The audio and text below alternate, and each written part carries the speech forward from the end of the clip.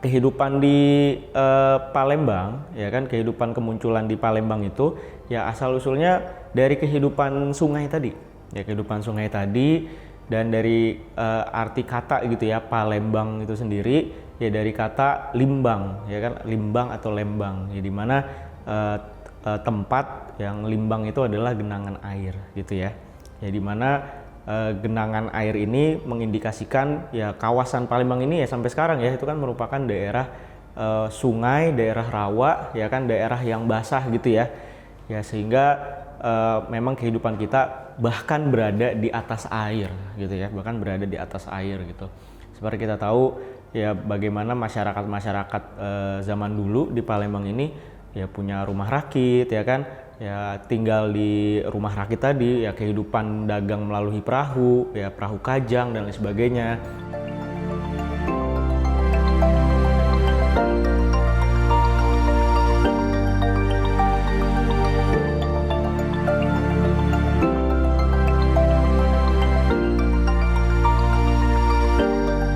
Nah, akhirnya juga membentuk ya asal usul orang Palembang gitu ya. Ya bentuk masyarakat Palembang yang kemudian juga beragam gitu ya, karena ada masyarakat yang datang dari luar, ya kan, ya dari etnis-etnis lain di Nusantara seperti masyarakat Bugis dan lain sebagainya, orang suku laut, ya kan, kemudian juga etnis-etnis bangsa lain ya seperti orang-orang dari Tiongkok ya, dari Cina, kemudian orang-orang dari Arab, ya kan, yang kemudian ya terjadi interaksi dan awalnya transaksi kemudian interaksi yang semakin mendalam dan kemudian menciptakan suatu budaya, ya budaya yang terjadilah di situ akulturasi dan asimilasi yang membentuk masyarakat Palembang hingga hari ini.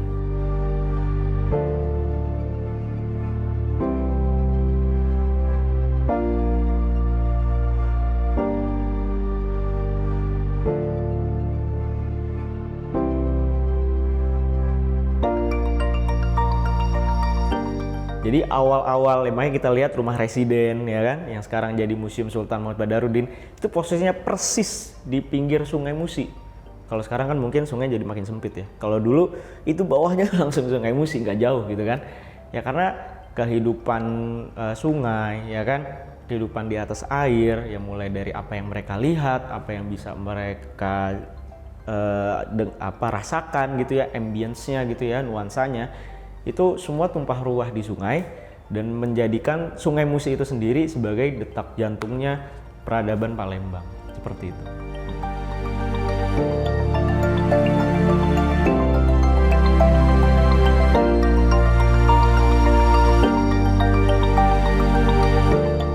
Ya, dan tentu nanti semakin banyak juga ya orang-orang dari Arab, ya kan, dari Gujarat, ya kan, dan tentu saja orang-orang dari Cina yang berdagang di Palembang, bahkan jauh sebelum masa Kesultanan, dari masa Sriwijaya ya, kayak misal orang Arab menyebut Sriwijaya ini Zabak gitu kan, dan Cina menyebut Sriwijaya itu Silifosi misal, ya kan, ya sehingga kita tahu ya bahwa ya Sriwijaya ya Palembang khususnya zaman sekarang itu sudah dikenal ya sudah sangat lama oleh bangsa-bangsa tersebut gitu, yang kemudian juga mereka tinggal, ya kan, ya tadi berinteraksi, ya kan, dan kemudian juga bertransaksi tadi ya karena kita kota dagang, dan kemudian dia mulai bermukim di Palembang, ya mereka punya perkampungan, punya tempat tinggal, ya kan,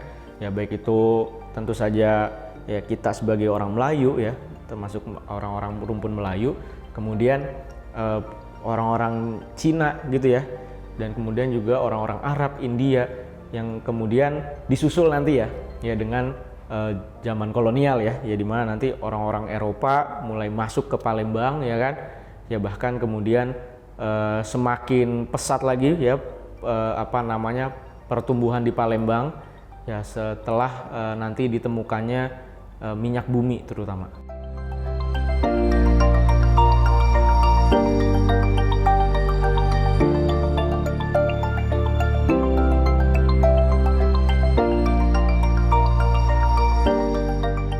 Iya, jadi Ya di sini ada, ya aku menggambar di sini ada visualisasi yang bagus ya.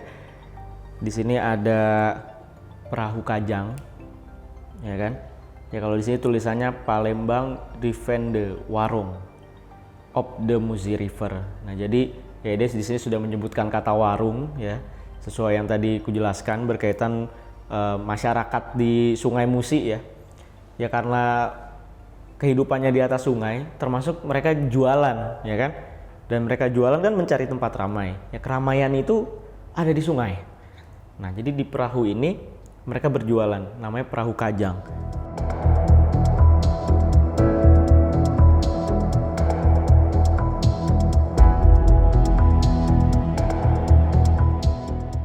Dan tentu mungkin ada juga yang lebih besar gitu ya, bahkan mereka punya rumah ya. Kita sering menyebutnya rumah rakit ya. Ya rumah rakit ini jadi ya rumahnya terapung tanpa tiang ya, sehingga bahkan dari sini juga kita kelihatan ya, dia di depannya juga bikin warung gitu. Dan dari bentuk-bentuk rumahnya ini rumah-rumah Tionghoa ya, rumah-rumah Cina ya, rumah-rumah rakit gitu ya.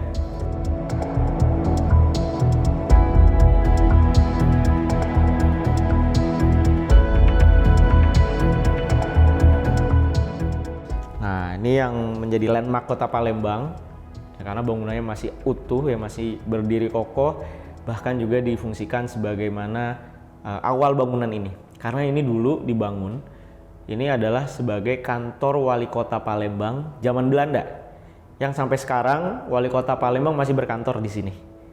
Nah, orang sering menyebutnya kantor ledeng ya, karena di dalamnya tuh ada ledeng ya, atau pipa air ya, dimana ini untuk instalasi air bersih ya, air disedot dari sungai di depannya, dan airnya itu ditampung di yang paling atas. Nah, ditampung di yang paling atas ya, makanya bahasa Belanda menyebut gedung ini juga watertoren ya kan, watertoren ya, atau menara air gitu. Nah ini juga menarik ya, bagaimana kehidupan masyarakat Kota Palembang yang sangat dekat ya dengan agama ya.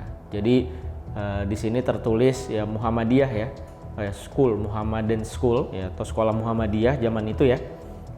Jadi di zaman ini Muhammadiyah juga punya peran yang sangat penting bagi pendidikan yang ada di Kota Palembang.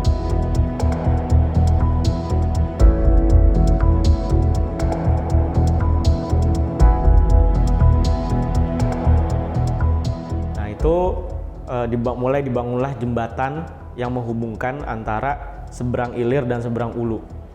Nah, yang kemudian di prosesnya tuh memakan waktu 3 tahun ya, jadi tahun 65 ya, itu sekitar bulan November ya.